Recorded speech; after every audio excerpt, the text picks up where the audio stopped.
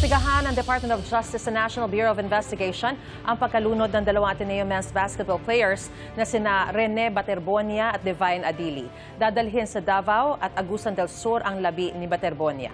Hiling naman ng pamilya ni Adili na ibalik siya sa Nigeria. Narito po ang aking unang balita. Ang pananaghoy ng nagluluksang ina, narinig hanggang labas ng kwarto. Hindi humuhupa ang sakit na nararamdaman ni Rovelyn sa pagkawala ng anak na si Rene Baterbonia. Umiyak ako kasi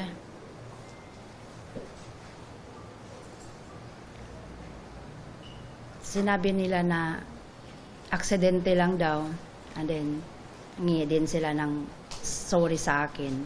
Hindi na mabubuhay yung anak ko sa sorry nyo. Bigyan nyo na lang ako ng clear na yung parang explanation na maano ko sa sarili ko, matanggap ko na aksidente lang talaga. Nasa Arlington Memorial Chapel sa Quezon City ang labi ng namayapang atleta. Kasama sa mga bumisita ang mga kapwa niya atleta sa Ateneo Blue Eagles. Ipinagluluksa rin siya ng mga dating kasamahan sa team. Napakasakit kasi teammates ko siya sa Davao. Para ko na siyang brother eh. Napakabait kasi ni Bobet. Tapos yun, nung nalaman namin, gano'n lang nangyayari sa kanya. Nakuha na sa drone video na ito ng Aurora MDRRMO ang mga sandali ng maiahon sa pagkalunod sa dagat nitong Lunes si Rene at kapwa niya manlalarong si Divine Adili. Naroon sila noon sa isang resort sa Dipakulaw, Aurora para sa team building ng varsity basketball team na Ateneo de Manila University. Makikitang pinagtulungan silang madalas sa dalampasigan matapos matagpuan sa mas malalim na bahagi ng dagat. Nakausap din ng ina ni Baterbonia ang mga coach mula sa Ateneo Blue Eagles. Paliwanag daw nila. 2:40 daw yun nangyari. Tapos 30 minutes din po yung naahon daw yung anak ko, 30 minutes. So, and then nabalitaan nila ako is 1 hour pa. Sabi lang sa akin nga, ako po si Coach Epok, then yung anak mo po ay naaksidente, si Rene, naaksidente po siya, nalunod.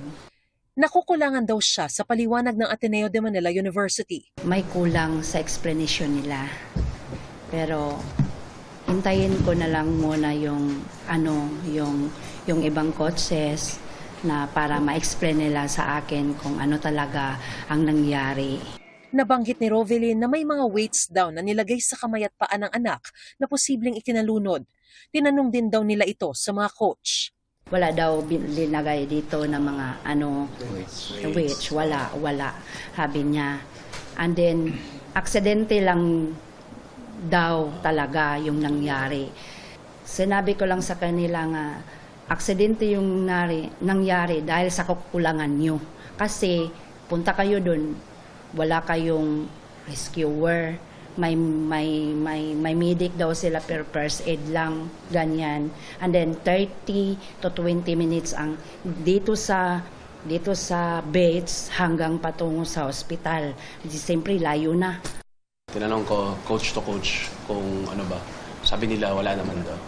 Walang weights na nilagay sa mga players. Sa pagsusuri ng mga otoridad sa labi ni Baterbonia, malinaw daw ang mismo ikinamatay niya. Lumalabas po na asphyxia by drowning. Ibig sabihin, naubusan siya ng hininga dahil sa pagkalunod. Inaabangan pa ang resulta ng pagsusuri sa labi ni Adili. Lumabas din sa investigasyon na sa hanggang bewang na lalim ng tubig ang team building ng koponan, pero napunta sila sa biglang lalim na bahagi ng dagat at hinampas ng malalakas na alon. Doon nawala sina Baterbonia at Adili at natagpuan pagkalipas ng 30 hanggang 40 minuto, 5 dipa mula sa baybayin. Sabi ng PNP, lumayo ng 300 metro mula sa tapat ng resort ang team activity. Kahit pinayuhan umano sila ng resort management na sa tapat ng resort gawin ang aktibidad. Nung unang dating po nila, nag-uusap po sila na ito yung kondisyon ng dagat natin dito sa tapat ng resort ay safe dyan, mababaw dyan. Alam natin ang sitwasyon ng dagat dyan. Pero po, gaya nga po na sinabi ko, yung pong team ay gusto ng ayaw po silang Humingi pa sila na huwag siya napakialam sa gagawin nila activity. Batay sa mga affidavit ng mga nagbigay ng first aid, walang nakikitang foul play ang Aurora Police. Base po sa affidavit ng lifeguard, wala akong napansin na pabigat sa paa, kamay o katawan ng player. So yun po yung sabi ng lifeguard. Sabi naman po ng tiga MDR mo ng Dipakulaw, walang anumang pasa sa kanyang katawan nang siya ay aming binigyan ng punong lunas. Hanggang ngayon po ba naniniwala kayong may foul play pa rin na nangyari doon sa insidente na ikinamatay ng anak ko? Depende. Kasi hindi ko pa rin alam hanggang ngayon. Ang sinasabi po ng police parang wala naman daw pong pasa. Pero kayo po ba personally, after seeing your son, nakita niyo po ba talagang may mga pasa? May pasa siya dito, sa likod, sa kamay, sa paa. May pasa siya. Yun lang. Tiniyak ng PNP na walang sisinuhin sa ginagawang investigasyon. As to the negligence of anybody or yung liability po ng sino mang partido, ay ito po'y malalaman natin once the investigation has been completed. Kasama sa mga naka-question ngayon ay kung ano ba talaga ang ginagawa sa training. Lalo sa paglutang ng mga dati ng interview sa iba-ibang naging basketball player ng Ateneo. Pero wild yun. Wild talaga, wild.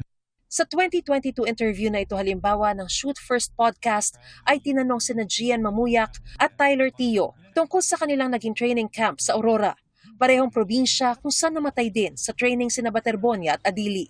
Balita ko talaga may isang, baka nga yun, parang training camp yun dating. So, morning. Iba pa ata. Iba pa yun. Parang sundalo daw talaga, bro. Ano yung ibig sabihin nung parang narinig ko na pang sundalo? Walang basketball doon. As in, Bootcamp, walang basket, walang bola. Wild. dagat lang tsaka buhangin. Yep. No cellphone. Anya, subok na subok ang kanilang mental toughness sa tindi ng training na kanilang naranasan. Sa hiwalay na podcast, tinawag ng dati ring Ateneo player na si SJ Belangel ang ginawa nila sa Aurora bilang deadly training, kung saan utak na lang ang gagana at ang katawan hindi na. Hell Week naman ang tawag dito ni ex-Ateneo player Sean Ildefonso nang makapanayam din sa ibang podcast. Inatasan na rin ng DOJ ang NBI na bumuo ng task force para imbestigahan ang pagkamatay ng 2 atleta. NBI ang tutukoy kung may sapat na basehan para irekomenda ang pagsampa ng reklamo sa DOJ. Ang Philippine Sports Commission kasama ang iba pang organisasyon magbibigay raw ng tig 250,000 pesos na tulong sa pamilya ng 2 nasawing atleta. Iimbitahan din daw nila ang Ateneo para magbigay linaw sa nangyari.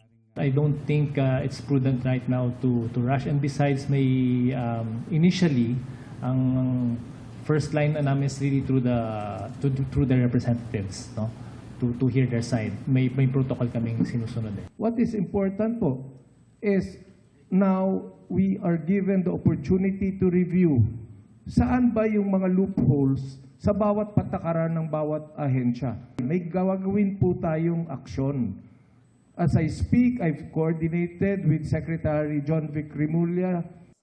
Ito ang unang balita. Mariz Umali, GMA News.